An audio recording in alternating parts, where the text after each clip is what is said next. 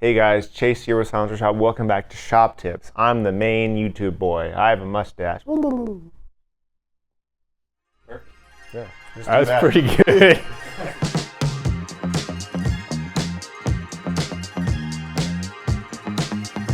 What do I do?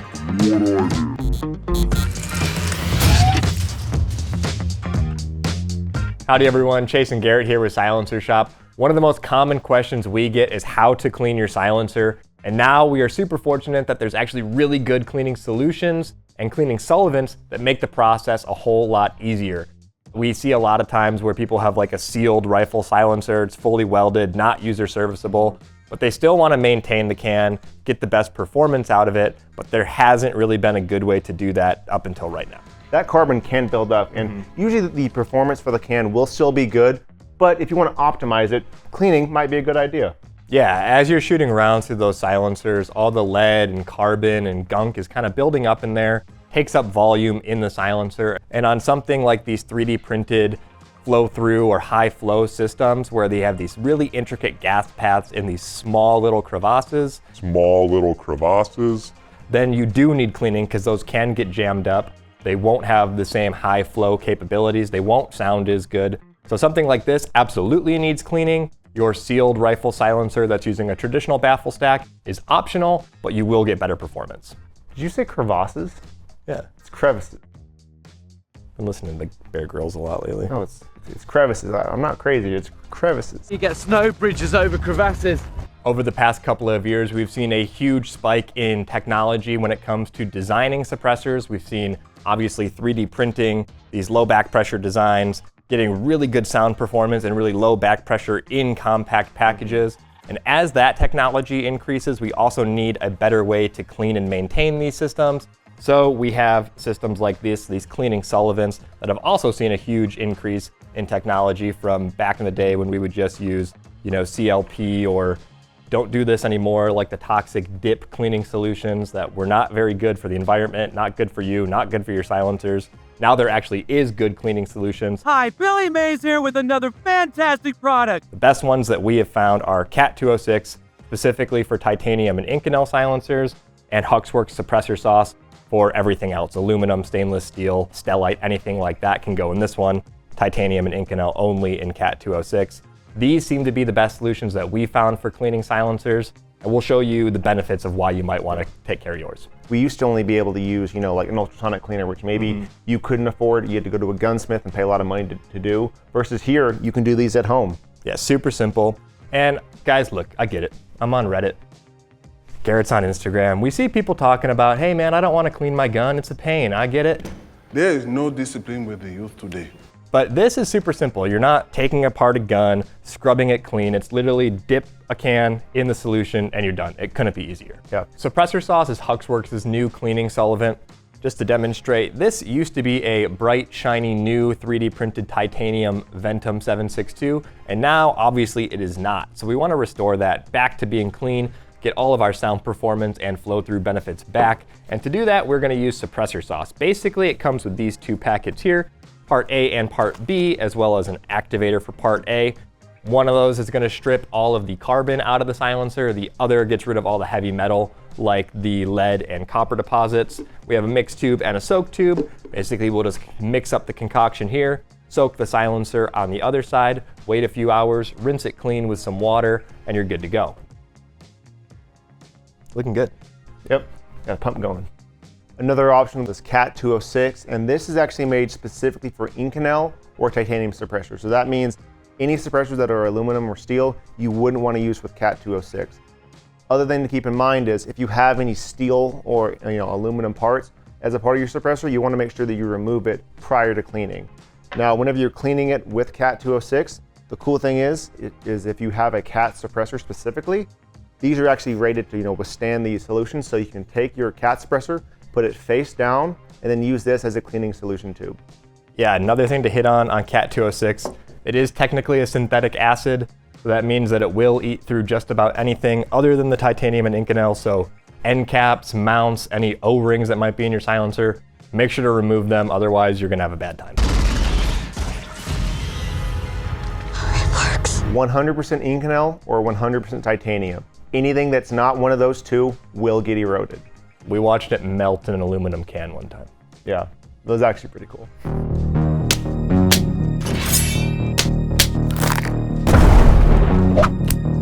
Science rules.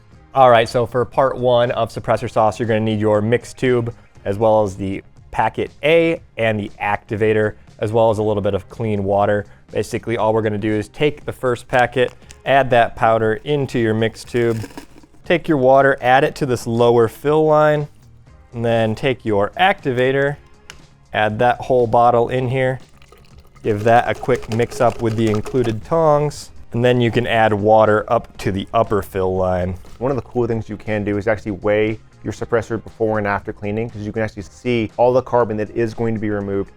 Make sure that that whole packet is dissolved. That's what's gonna break down all the carbon in the silencer. Then we grab our larger soak tube, toss the silencer in there before we have the cleaning solution, and add this over top.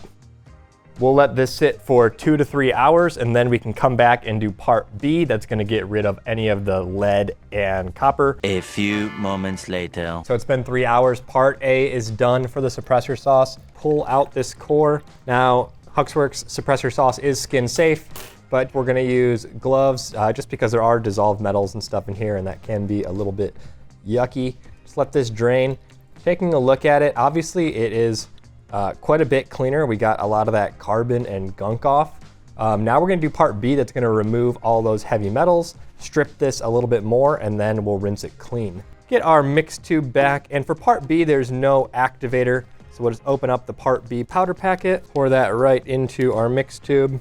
Then same thing, we'll fill it up to the lower fill line. And you can tell this one is a little bit more reactive, so you're gonna see a lot more cleaning from the part B solution. Just mix that up to get it nice and dissolved.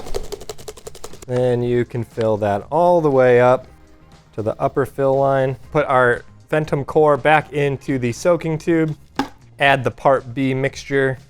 You can see it bubbling and going to work to strip away all those heavy metals, any of the lead and copper that might be left over. We'll leave this for another 2 to 3 hours and then come back when it's all clean. CAT206, the first thing you want to do is get the container that you'll be cleaning your suppressor in. For this video, we'll be using the actual container that the suppressor came in, just for ease of use, and also CAT recommends it because it can withstand the actual CAT206 itself. Take your suppressor and make sure, once again, that you remove anything that is not Inconel or titanium from it.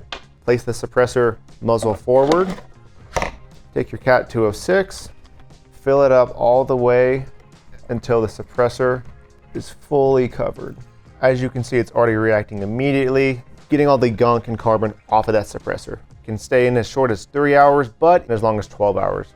All right, so we've waited the allotted time and we're back after part B of the suppressor sauce. So let's check out how our Ventum core is doing.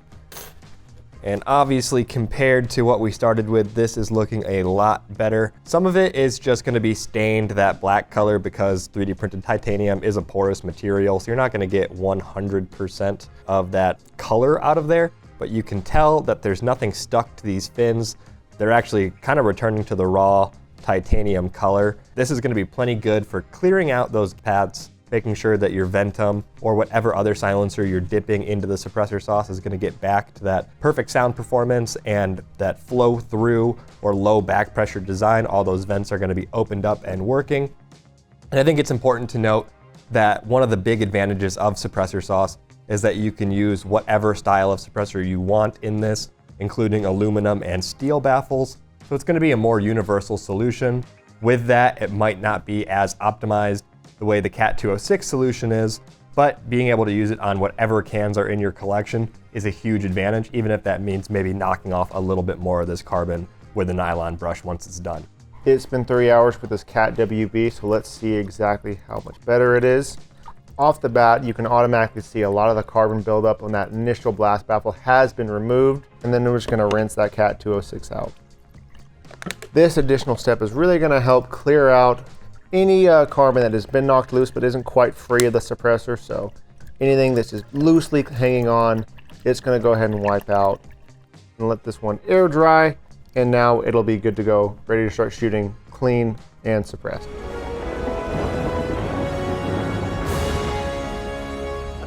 Of course, when you're disposing of either of these solutions, do it in accordance with your local laws and regulations. We don't want to be polluting or putting any of these chemicals where they're not supposed to go. So just double check with your city or your county on that. You did it!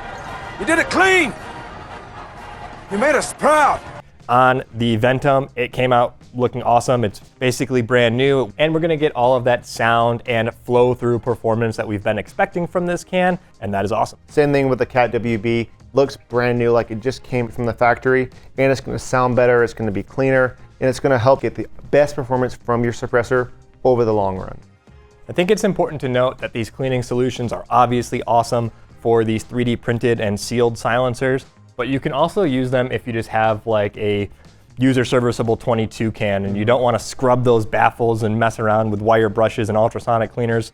Grab CAT206 if you have a titanium or Inconel can. Grab suppressor sauce if you have an aluminum or steel can. Dunk your baffles in that and they'll come out just as clean. You don't have to worry about, you know, all these old-fashioned hard use scrubbing and cleaning and all this kind of stuff. It takes 3 hours. Just dunk it in a solution, let it go. Yeah, absolutely. Science rules. It really is important to make sure that you're maintaining your gear so it has the longest lifespan possible. As always, if you have any questions about these cleaning solvents and you want to learn more, go ahead and drop a comment below. While you're down there, go ahead and subscribe to the YouTube channel and subscribe to our newsletter. That's where you're going to find out about any upcoming deals, news, and info about new suppressors or new products. And as always, thanks so much for watching.